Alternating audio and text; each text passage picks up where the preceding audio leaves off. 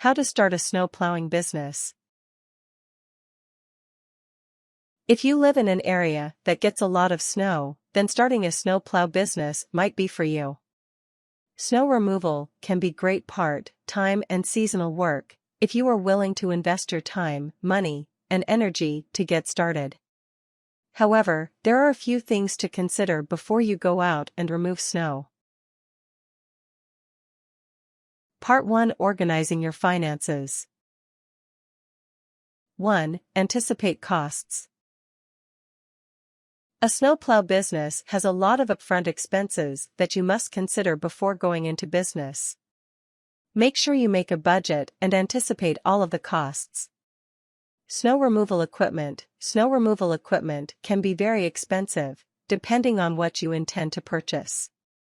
Experts suggest that a snow plow, snow blower, salt, and salt sprayer can cost anywhere between $3,000, $10,000 USD. This does not include the price of a salt truck or other transportation. Transportation. Unless you choose to go door to door offering your services, you will need reliable transportation and gas for your business. Consider the cost of winter maintenance on your vehicle as well as common expenses such as fuel. Insurance. Some businesses require their owners to carry insurance for liability purposes. You may also decide to take an insurance policy on your equipment. Further, some states require insurance on operating vehicles. Personal weather gear. You will have to dress for the job. This may be a solid and sturdy pair of boots, gloves, and coat. You will want to have warm weather gear to protect yourself on the job. 2. Research how much you will charge. To determine benefit versus risk, you should research similar businesses in your area. You want to do this to not only determine how much money you can realistically expect to make, but also to set competitive prices. Do an internet search for local snow removal companies. Check their websites or call and request a quote. Realize that different parts of the country, or different times of the year, may reflect in prices. Price may depend on clients. If you are planning on removing snow from commercial properties, the price may be different than private residents. 3. Apply for a loan. If you need to. If you are serious about making this your professional career, you can take out a loan with your local bank to help fund your startup. Prepare a solid business plan including budget, vision, and competitive analysis. Prepare personal financial documents including credit report, annual earnings, and tax history. Talk to a bank loan representative and be precise in what you want. Explain how much money you intend to take out and how you will spend it. Try and be as precise as possible when discussing how you will spend the bank's money. Be sure you can meet the loan's requirements and be able to make payments, including interest, back to the bank. 4. Weigh the benefits versus the costs. Ask yourself if the benefits of your business will outweigh the costs you expect to pay. Consider: will I make enough money to pay back a loan if I take one out? Will the work be worth the time and effort I put into this? How much money can I expect to realistically make?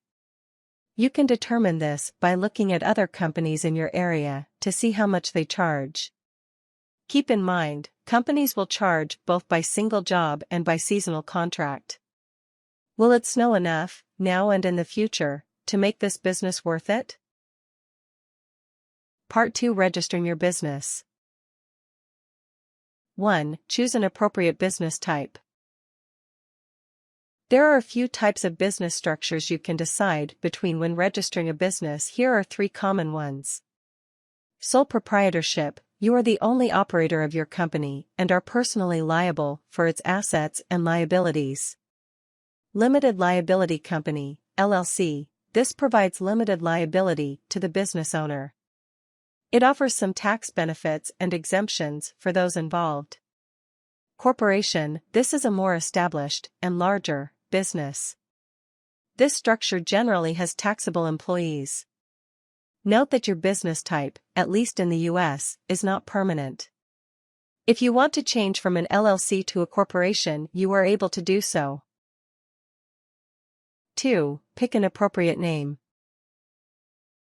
Your business's name will be the framework for your work. It will be the first thing that identifies you and the work that you do. This important step in the business process should be considered with the following in mind. How will your name appear on advertisements and/or promotional material? Does my name clearly identify what I am trying to advertise? Is it unique? Are there any negative connotations that may be associated with this name? Is the name memorable and will it catch the attention of potential clients? 3. Check for trademarks. Before you register your name, make sure that it is not trademark protected. This means that your name is too similar to a name that is already registered and protected by the government. Infringing on trademark or copyright material can be a costly mistake. If you intend to register in the United States, you can search names through the U.S. Patent and Trademark Office. If you intend to register in Canada, you can search names through the Intellectual Property Office. 4. Register your business nationally. Once you have picked an appropriate name for your snowplow business, now you must register it with your government. This is for tax and legal purposes. Determine if you need to file a doing business as DBA name. You will have to register and complete this paperwork if your business's name is different than your own legal name. You may also be required to register if you are operating anything other than a LLC or sole proprietorship. File your business structure. This application will allow the government to check if your business name is legal and unique. This will also register your name so no one else can use it. Trademark your name if you want full protection. You must do this through your government's business agency. In the United States, this is the only way to protect your business name in all states. 5. Register your business in your state. If you are in the U.S., you will need to register your company based on your state's laws. Each state may have their own unique requirements, so be sure to research on your state or government website. Your city or village hall may also have information available about state requirements. The Secretary of State may provide statewide information on the state's website. 6. Obtain a business license and/or permit. Again, what license or permit you may need to acquire may be unique to your state or country. Be sure to check with your local government to avoid breaking laws. In Milwaukee, Minnesota, for example, you need a unique snowplow business license, provided by the city clerk's office. Part 3. Marketing your business. 1. Identify your market. Consider where would you like to work and what sort of driveway are you looking to plow or shovel. Consider your local neighborhood. Is there someone already plowing or shoveling your neighborhood's driveways? If not, this might be a great and local place to start. Retirement communities, the elderly or infirm may need someone to plow their driveways. This might be a good market. Local businesses, talk with local business owners to see if they need someone to come in and plow the parking lots. 2. Determine how many clients you will want to take on. There are many things to consider when constructing a client base. You should be aware of how much work you can realistically do without overextending yourself. This may depend on a number of things. Personal time availability. How many hours a week do you expect to work? Equipment quality. Will your equipment be sufficient for the hours you are working? Staff. Do you have enough competent and trustworthy staff to take on the required work? 3. Get online. A great place to advertise is online. You can set up an advertisement using search engine optimization, SEO, or even place an advertisement on popular social media websites. 4. Market by word of mouth. If you plan on keeping your business local, consider advertising by word of mouth. Talk to your neighbors and friends and ask if they can get the word out. You can even go door-to-door advertising your services.